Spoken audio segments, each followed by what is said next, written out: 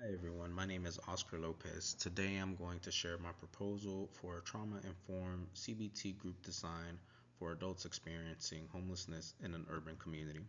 This group focuses on helping participants better manage chronic stress, trauma symptoms, and emotional challenges that often make it harder to maintain stability. The goal is empowerment, giving people tools that they can actually use in daily life. The population I'm focusing on is adults between 25 and 60 years old who are currently experiencing homelessness or housing instability and are connected to a local shelter or agency. We know that adults experiencing homelessness are much more likely to have experienced trauma and often repeated trauma. Many are also living with anxiety, depression, substance use concerns, or chronic health conditions. While communities do provide housing services and case management, which are absolutely essential, structured mental health support, especially group based support, is often limited.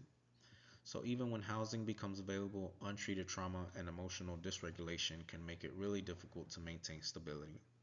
That's the gap this group is designed to fill. Looking at group design, the intervention I'm proposing is an 8-week trauma informed cognitive behavioral therapy group. The therapy group would meet once a week for 90 minutes. Each session follows a consistent structure, starting with the check in, followed by psychoeducation, skills practice, group discussion, and closing reflection. That consistency is intentional. Trauma informed care emphasizes predictability and emotional safety. The overall goal is to strengthen coping skills, improve emotional regulation, and increase participants' sense of control and empowerment. And to our next slide, it's important to take a moment, right? So, homelessness doesn't happen in isolation. At the macro level, it's influenced by things like the lack of affordable housing, income equality, limited access to healthcare, and policy barriers. Structural racism and underfunded mental health systems also play a role. At the agency level, many community organizations are stretched thin, limited funding, high staff turnover, and fragmented services. So, even in urban areas where shelters may exist, long term stability options are limited. All of this contributes not only to housing instability, but to ongoing psychological stress. Homelessness isn't just about housing, it's also about trauma and chronic stress. Many individuals experiencing homelessness live in a constant state of survival. When someone is focused on basic needs like safety, food, or shelter, it becomes extremely difficult to regulate emotions or plan for the future.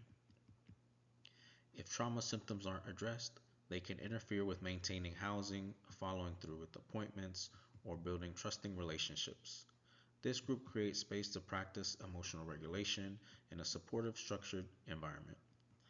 It also reduces isolation by allowing participants to connect with others who share similar experiences. That peer connection can be incredibly powerful. Moving on to our next slide, this intervention is grounded in cognitive behavioral therapy, which is one of the most well researched approaches for treating anxiety, depression, and trauma related symptoms. Research shows that CBT, especially in group settings, can significantly reduce psychological distress among adults experiencing homelessness.